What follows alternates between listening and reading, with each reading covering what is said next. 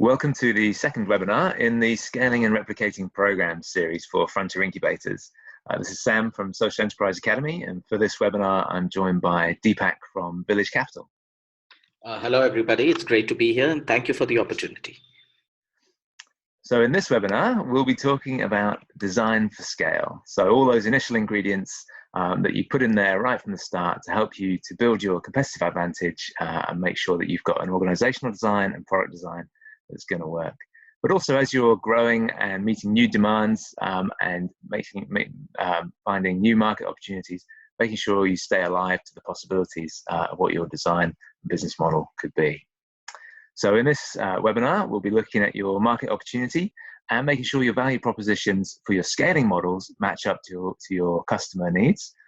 Also then looking deeper at your scaling products and testing those against the different pathways that you're choosing to scale. And then perhaps most importantly, looking at those design elements for your models for scaling that will retain your competitive advantage and make sure you're also resilient in terms of your organization and the networks that you're building and how you keep people with you on that journey. They may be buying products from you over and over and over again, and how you keep them with you. It fits here, it's in the overall series, and we'll be looking at some of the topics that we discussed back in webinar 1 and building on those and looking at the depth of design. So, designs. From the most organic and simple starts, you can grow all sorts of things around the world into different marketplaces. And it's the innovation at the start that is so important. But this series is about scaling and how you take some of those initial ingredients and make sure that they are fit for purpose for much bigger things. So we have a whole load of strategic choices coming our way. And most of us are advising people on all sorts of different business models anyway for their social enterprises and their impact enterprises. I'm sure you can all name a whole bunch of generic business models. And it's worth us all just thinking about those things that are already out there in the world and testing them for our accelerators and incubators. Are there already business models that we could draw on that would give us some ideas for how else we might be able to scale? So building on the conversations from webinar 1 and scaling pathways, using some of the generic business models to test, are we doing everything we can to enter new markets in the right way? So just checking whether you're using cross-subsidization models, reaching one client market that's more profitable and using the funds from that to serve another, and making sure that you can reach low-income clients or doing fee-for-service work but at an affordable rate because you've cross-subsidized. Or maybe you've got a marketplace going on along the side, or you're doing a buy one, give one with different sponsors, something like that. Worth having a think with your teams. Are we using the right business model for us? And many of us have to use 2 or 3 of these at the same time in order to keep ourselves viable. So in terms of scaling, this is just a quick reflection on the Social Enterprise Academy case study again. And we realized that we have got a good national model that's able to be replicated, but that our replication model of social license partnerships was going to take too long to stack up financially. So we needed a couple of other different models in play. So direct delivery gave us a route to quicker cash flow as we started to scale our more long-term and more high-impact model of putting our replication model into local hands to adapt into each marketplace. So that's the Social Enterprise Academy picture, where we have a national model that we can replicate, reaching low-income clients with learning programs that are sponsored or bought on behalf of with major contracts and strategic funds, and also a direct fee-for-service model to clients that can afford to pay. That national model is replicable, but then we also needed an international model for the catalyst for the central organization that was then replicating that. The social license fees with replication matched with direct delivery with a fee-for-service model that helped us to enter new markets, pilot and test, but also get cash flow in the shorter term. And then global local contracts where we can secure larger internationally procured contracts, have them delivered by our hub teams in the national model, and retain a small management fee in the core that all contributes to making the network as a whole financially viable. So multiple different models on the go, and they've been innovated over time. Our original business model was predicated purely on the social license fees and replication. And to achieve that scale, the other different models on the international level have come into play as we have responded to demand over time.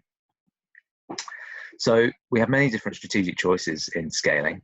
And it's useful, again, just to reflect on some business basics. And when was the last time you experienced a truly great strategy, whether it's in an organization you've been running or working for, or whether you have been a customer of an organization and have felt the benefit of a strategy that was really great, really working for you? There's a great book I would recommend called Good Strategy, Bad Strategy by Richard Rummel. And in that, he focuses on the features of what he calls the kernel of good strategy. Can you spot, number one, if there's a good diagnosis, understanding the problem or opportunity, and defining that really well, so you know when you've fully taken advantage of it or whether you have solved that problem as well. Number two, have you got good guiding principles that keep you focused on your unique solution or set of products? It means you don't get distracted and end up doing all sorts of other things to make money, but it takes you away from your core purpose. And we'll be looking a little bit more at that in webinar 3. And then the third element, perhaps the most important, is coherent actions. What things are you doing together that leverage your competitive advantage? And it's that unique set of things that can often make you really successful. In a traditional business plan, you may have your strategic objectives, and just checking whether those strategic objectives really do work together, that coherent bit of what he's talking about there, that by doing them in combination or in a certain pattern, it leverages your competitive advantage, and that's what people buy again and again and again over time as you scale. So a useful test and good recommended reading. So at that point, to build on that and with competitive advantage in mind, I will hand over to Deepak for some examples from Village Capital. Thank you, Sam. So let's step back and take a look at the key mission of the organization. So who is my organization serving, and why is my organization serving that particular customer? So if you look at this question, and I'll share a couple of examples on how we might be able to frame this.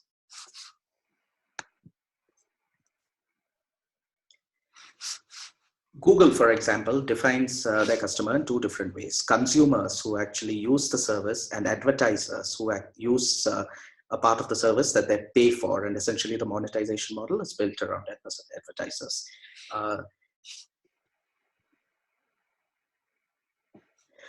There is a value proposition that you build around the primary customer that you serve. Now, if you go back to the Google example and look at these 2 profiles, and then think of who your primary customer could be, and then think of who multiple other customers around that primary customer could be. So there could be a primary customer by virtue of the fact that they pay, that they are responsible for your monetizable model, or there could be a primary customer by virtue of the fact that they are influencers of the customers who actually pay or who actually use the service. Other than this, your customers could also be internal customers, such as facilitators who take your content out there, such as distribution partners. Each of these people are people who you need to convince and influence and get excited about the product or service that you're offering. So fundamentally, we go back now to this value proposition. And when you look at this value proposition, this is something that is built for every person who you see as a customer or consumer of your product or service. So who is the person? What is the problem that we're solving for them through our product or service? And how is our solution actually addressing their pain point? And finally, what is the competitive differentiation? Why us? Why don't they go to someone else? Having defined a value proposition for every customer or consumer of your content, how do we define an opportunity to scale with that particular customer or consumer? Here's a set of questions that will help you as you think through scale for your organization. Let's start with what your organization's North Star metric is, so to speak. Right now, you have a metric that is essentially the underlying mission of your organization, quantified in a tangible way that allows you to measure progress. Think about how this metric actually drives your organization's growth. What does it contribute to your organization? Why is this the most important metric for you?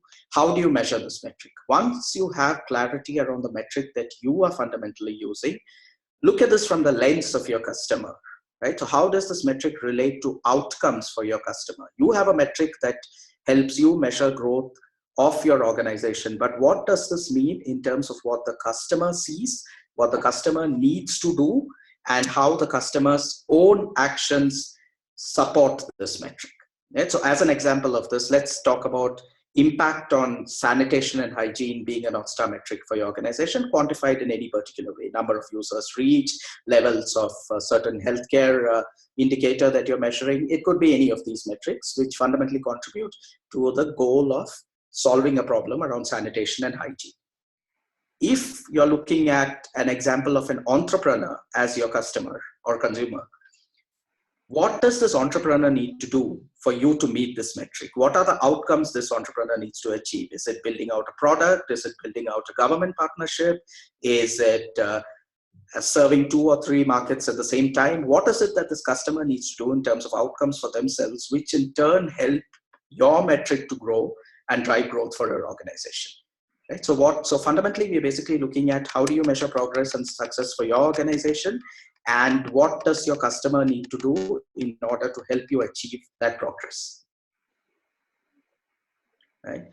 And finally, just to put larger opportunity around this, you have a customer, you've defined a customer or a set of customers, which could include partner stakeholders or internal customers as well. You have defined a value proposition for each of these customers. You have thought about what it means to scale in terms of that customer for you. And then finally, just to put a certain market size and market opportunity around this, here's a framework that will hopefully be helpful. So think of your journey towards market scale as starting with your current revenue, whatever it is that you're making now, and then what is the revenue that you might make from a target market that you are currently thinking of capturing. So basically, this is the difference between the 2 paying customers that you might have and the 30 paying customers of the same kind that you are going to be targeting. So there's your current revenue, there's your target market. Now, without significantly adding to your sales and distribution channels, what is the market that you can service? So that could be another 40 customers of the same type in the same geographic region who you can target with the same sales channels. However, if you were to expand your sales channels, if you have absolutely no constraints, then what is the total larger market that you may capture?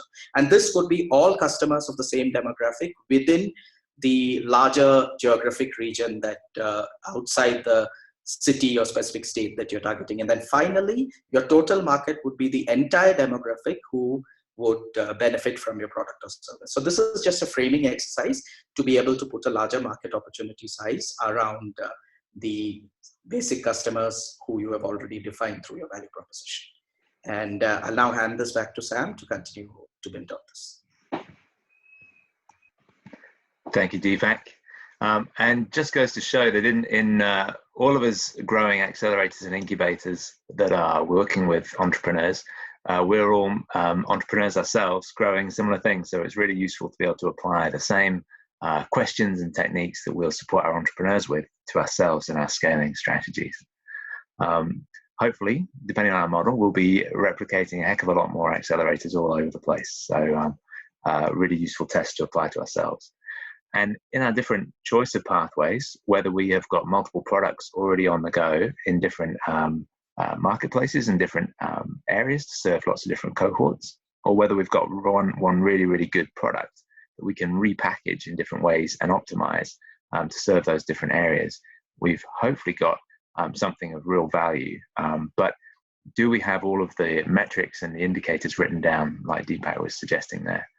We may have a licensing model that we can ship out and share a really good recipe for what we are adding value with, but through other partner networks and through other people delivering our products. And that may achieve greater impact and some passive income for you as a route. So many of the techniques that we can use for one scaling pathway also still have value for others as well. And we still need some of those business basics in place, knowing our metrics and having good strategies really well written down in business plans that we may be able to get investment for. Either way, one of the fundamental questions around scaling and replication is what's in the box for your scaling product, not necessarily your core product. So a very familiar value proposition design tool I'm sure we're all using with our cohorts, again, useful for applying to ourselves. It's just a good tool in understanding your customer, what jobs do they need served, and what are the gains and pains that they have. And then looking at your scaling product and really interrogating your opportunity to support that customer with what you've got. What is it that you're doing? And applying this to the Social Enterprise Academy case study, we have got a whole bunch of stuff for you to read later on. So the key question is, what's in the box? When we did it, we started to define our products. We've got products that other people can use and that we know work for lots of different cohorts, working with accelerators, pre-accelerator, post-accelerator, inside an accelerator, and developing leadership in all sorts of different contexts. Those products were our initial focus, but actually lots of other things, systems, strategy, support, could be all sorts of what's in your box. So have a little think about what is it you're offering that could be replicated or shared. For us, developing the key license prospectus was an activity that helped us to hone our ideas that we had to share with other people in a very coherent way. And again, most people expected that they would just be getting products for transformational learning. We had good ILM, Institute for Leadership and Management, accredited qualifications, lots of blueprints and learning materials, and also the training to deliver those. And we had 20 plus baseline products that could then be adapted into any context.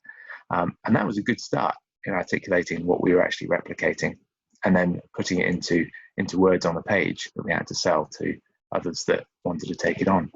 But we quickly realized that actually there was a heck of a lot more that was needed in operating our model. And so articulating that what was in the box was way beyond the products. It was also the systems for running our programs, making sure that we were managing our different facilitator networks really well, booking systems on the website. How do we do business development? Do we have email addresses, etc., and systems that people can use? And also our monitoring, evaluation, and learning systems, making sure we can get good data consistently from lots of different locations all around the world in a similar sort of format. So we also then understood that we have strategic value in the knowledge and how to structure the operation and in the processes that you need in order to run a very efficient business. Those can be shared as well, alongside job descriptions, risk assessments, all the business basics that we needed to run the operation. And also the support, the time of the core team, what's now our Global Learning Lab, who have specialists in quality control, accreditation, communications, marketing, that can add value and support for the long term. So what's in the box for the Social Enterprise Academy replication is actually way beyond the actual product or the content that we often are focusing on in delivering support to accelerators and cohorts. Alongside that, an excellent piece of reading that I would recommend to you is the Social Franchising, Innovation and the Power of Old Ideas reading in the Reading Resources, done under a Core Social Fellowship by Dan Borowitz. And in that, some of the areas of thinking about if you're replicating, but also if you're scaling in general, what kind of dimensions are there in the model of scaling and replication? And he articulates these 4 different areas: financial, control, the business model, and also your partner. So on the financial level, are you looking at drawing funds out of an area, for example, charging a fee to a partner to run your model? Or are you securing funds centrally and then putting them into an area? Which model serves you best? Or are you operating a blend of both, like we do at the Social Enterprise Academy? On control, are you very, very fixed? Do you have a really great model that has to be done in a certain way to really add the impact value? Or are you a lot more flexible? And can you give a bunch of resources and tools that people can draw on and do it in their way in a certain place? On your business model, are you more charitable and raising funds to make something work? Or are you selling and trying to stick to sales as a method and therefore have a commercial price point in each market? And on your partner, are you looking for a lead individual and putting it into the hands of just one person in terms of either facilitating your model in a certain area or responsibility for sales? Or are you looking for an organization to take on, say, your license or join your network so that you can draw on their organizational resilience and sustainability beyond the individual person? Or again, is it a blend of both? Useful dimensions to consider. For the Social Enterprise Academy, this was some of our thinking at the first instance of what we were going to design. I'll speak more about that another time, but please do use those as indicators, and you can almost see this as an activity to draw those different levers along from end to end of those spectrums and see what suits your organization. Back from webinar 1 as well, many different examples of ways to scale or replicate out, and useful reading in the social franchising manual. If you were choosing something like licensing, and for each of these options, there are lots of considerations once you start driving down into the actual design for the PAT scale. So for example, just by licensing, you then have a whole bunch of other design considerations. Is it a subscription license? Is it consumptive? Is it based on how many iterations or how many deliveries of something that somebody does? Is it perpetual? Does it just keep on going and they keep paying a license fee once a year? You can draw on all sorts of different ideas. Are you going to allow sub-licensing? Can one of your licensees then license on again to somebody else? Dangers of that being that you've then got issues around quality control and how distant somebody is from you in delivering your model. And that may go from just even somebody in your facilitator network, or whether you are actually building a licensed network as well.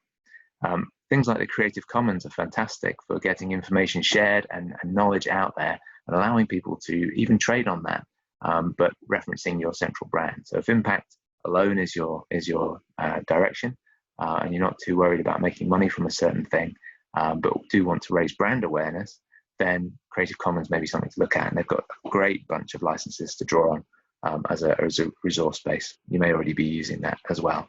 But again, some useful references online to help you make some of those design decisions that are going to help you. Similarly, around licensing, scaling can be done by licensing in or licensing out, as we talked about in webinar 1. So for people running a co-working space, they may license in brands such as Impact Hub or Fuck Up Nights or something like that, that allow you a brand to trade on that goes beyond your co-working space and beyond your physical boundaries. Or you may have really great ideas that you can license out, not only in the country you're operating in, but globally into different markets if you have got something special that's adding value for a certain cohort or a certain set of entrepreneurs in a certain situation. So worth having a think of, what have you got? Do you need to license in to go faster and enter new markets with something that somebody has already worked out? Or can you license out some of the ideas that you've already done? And do you need to look into intellectual property and patenting? Similarly, lots of different considerations around management, marketing, production. Where does the risk lie? Is it shared? Is the license conditional on meeting some different targets? Or are there different types of license that you need to use? Lots of different features to a license as well, around whether people are have got unlimited usage of whatever it is you're giving them. Have they got exclusivity in their area? What is their area? What's the territory or geography that they're operating in? And is it time bound? Are there review points you need to consider, and points of exit, or renewal fees and renewal timescales? Either way, it's worth having a general sense of the different features that you're thinking about, so that when you go and engage decent legal advice, and I would heartily recommend that you do that in your area, whether you're scaling just your organization and building a network where you have associates under associate agreements with you, or whether you are licensing or franchising, it is worth getting some legal support, so you're going beyond basic MOUs into well-crafted legal documents that are going to serve you in your areas. And at the Social Enterprise Academy, we use a blend of an agreement plus a more informal guide, so that we have a solid underpinning with our facilitator networks in each country and internationally through the agreement, and we have a guide that can be updated, giving best practice tips and what's expected, and those two are cross-referenced. People often focus on intellectual property and making sure that we can protect that in scaling, and a lot of entrepreneurs that are developing some sort of innovative new technology or biotech will be under a lot of pressure to patent and so on, and may not be able to secure investment unless they do hold the intellectual property and patents.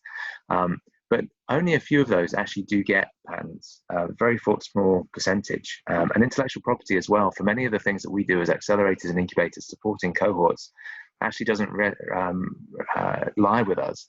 It lies with the people who have written the books and designed the models that we all use with our cohorts. Often the design is in the programs that we build around those. So intellectual property is a tricky area. Similarly, if we're engaging other facilitators and mentors, they're all bringing their own intellectual property or ideas to something. And so making sure you've got that crafted in any agreements that you make is really, really key. Where does that intellectual property belong and what is it? But how do we go beyond intellectual property? And that's something we'll be covering next webinar and in this one. Because in the design features, again, referring to the social franchising, innovation and the power of old ideas piece of work, looking at how you replicate and how you give people other elements can make sure they stay with you and make sure that intellectual property becomes less of an issue. So in this example, the open framework is a fantastic way to make sure that people can free themselves from thinking about how they possess the intellectual property and getting them to buy into what it is you're building as a whole. So whether it's your mentor networks, investor networks, or facilitator networks, or whether you are licensing and franchising and looking at partners who are taking on your franchise or license, think about these different elements of ownership, processes, enhanced network, and name as all elements that help people to buy in and stay connected to your overall scaling operation over time, and they'll keep continuing to pay. In the Social Enterprise Academy example, ownership, making sure we've got good local ownership in a defined territory that within which people are able to adapt the model and not have to reinvent it, but adapt it to their context. It's freedom within structure, and they get ownership of that. And after 3 years, if they're entering our long-term 20-year sustainable license agreement, they actually get some form of ownership over our international network as well. With processes as well, we have replicable proven processes, and they can again leverage advantage on the qualifications, the training that we give to facilitators, the central learning management system, and things like that as well. Beyond that, the enhanced network, becoming part of our international network is key. We can be sharing knowledge from our different partners around the world. Something innovated in Malaysia can be used in Zambia. Something innovated in Rwanda can be used in Pakistan or in China. And that enhanced network of people can be drawn on for all sorts of different things. And lastly, the name, the brand, the credibility and trust that something can bring. Using and leveraging the brand in your own marketplace can give you a brand that allows you to operate in a different place that you maybe aren't focused on at the moment. You may be focused on a certain industry or sector, and taking on another brand can allow you to access another area or gain some credibility, like with the Impact Hub or Fuck Nights examples as well.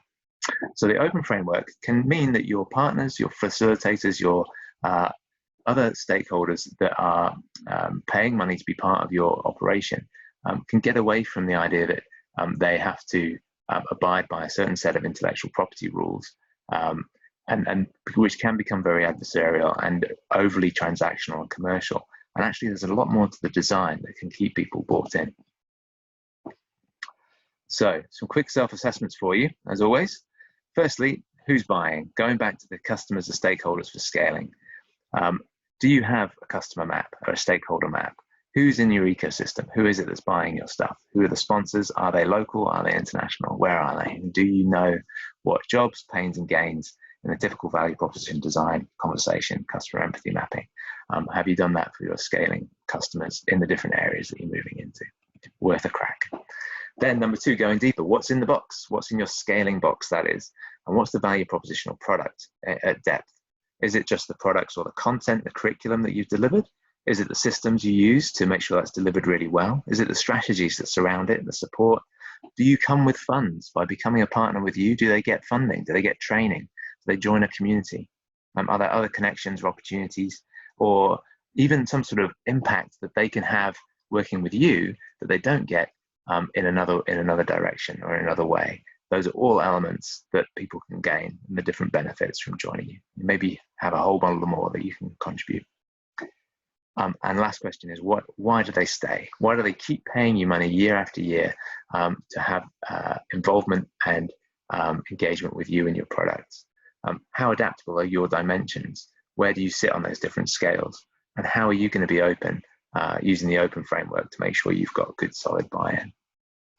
So with those assessments in mind, I'm just going to give a quick review of what we just covered in this module. We've been looking at, can you define your market opportunities and your value propositions for growth? How deep are your product offerings defined, and could you put those into your own social license case study? And then your design elements for your scaling model. Have you tightened those up so that you've got a real sense of how you can leverage your competitive advantage and build that resilience into your networks and your operators as you're growing? We'll be discussing this all in the next seminar. So if you do have a chance to watch this webinar and have a go at those different exercises, we'll have a lot more to discuss when we're together and share some peer learning on how we're building. If you want to read deeper, then the Social Franchising, Innovation and the Power of Old Ideas is a fantastic document to reference, and I'd heartily recommend a good read of that one. Similarly, the people that wrote that are behind springimpact.org, and there is a useful toolkit on there to check your social replication readiness, and I'd recommend you have a crack at that. Similarly, this is the point where having a good look at the Social Enterprise Academy case study and examples that are available online is worth a go. And looking at the social license prospectus, the exercise of actually writing out why would somebody want to take on your model, or just like if you're writing a bid for entering a new area or winning a new contract, it makes you refine your pitch and refine your ideas. So again, whether it's as an example or a test, I'd recommend having a go at something like that to help you define the features of your model. You'll find all these references in the recommended reading document in the Google Drive. And to apply your learning with your team, those same 3 questions. Working with your team, if you can do an ideation session, facilitating your knowledge about your customers, not just the entrepreneurs, your cohorts you're serving, but also the stakeholders, the ecosystem partners that you might be linking with, the people who are buying, the sponsors, the other customers, or your facilitator networks and mentors, and potential other replication partners. Then do something around what's in the box.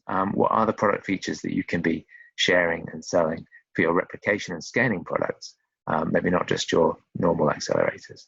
And then why do they stay? What is it that you can design in to your models that are going to make people stick with you and keep paying over time? With all that done, next time in webinar 3, we will be looking at replication readiness and being ready for scale, drawing on the VILCAP viral framework and a bunch of other frameworks, looking at designing our core to make sure that we're fully ready. This was called successful scaling, but we're actually tightening up on making sure we are scaling ready. As ever, please do refer to the Frontier Incubator's website and all the resources that are curated on there, and draw on the scaling programs channel on Slack. Also, go back and watch any other webinars related to the building mentors, investor networks, or financial sustainability modules, which are all underpinning this kind of scaling work. Thanks for listening. We'll catch you next time.